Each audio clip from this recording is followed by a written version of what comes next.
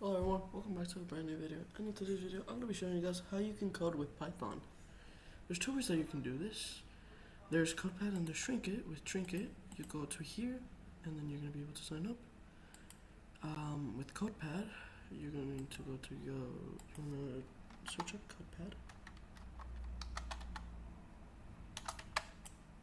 Go to CodePad. And then right here, there will be a button where you can sign up. Once you've done that, you're going to want to verify your email. So yeah, let's begin. Also, by the way, Sunday through Friday will be days where I'll be uploading lessons, and then Saturday I'll be doing a mashup. So all at once. Alright. Let's do this.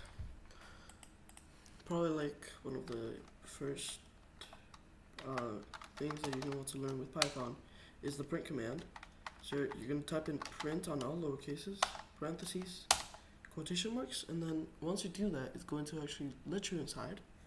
So now I can just print hello world, and you don't even have to like adjust. Like once you do that, you don't have to like move like what I show.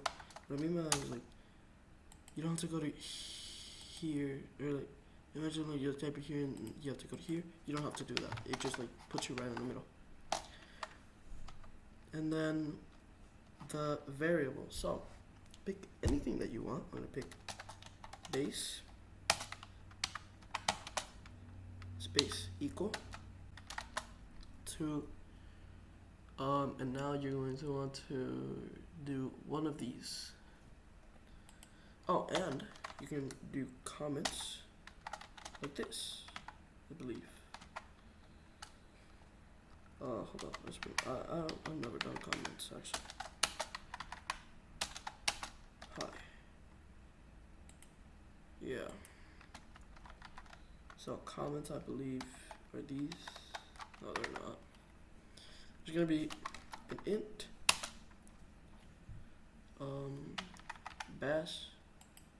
base is equal to either an integer, which is a whole number, a string, which is a word or phrase, which you do by doing this, and a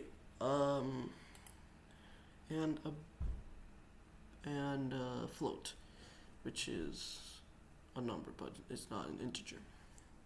So you can, let's do base 1, which is going to be equal to an integer, so 14. Base 2 is going to be equal to the phrase. Let's do base is the best. And then base 3 be equal to 13.4. Base 1 is an integer, base 2 is a string, and base 3 is a float.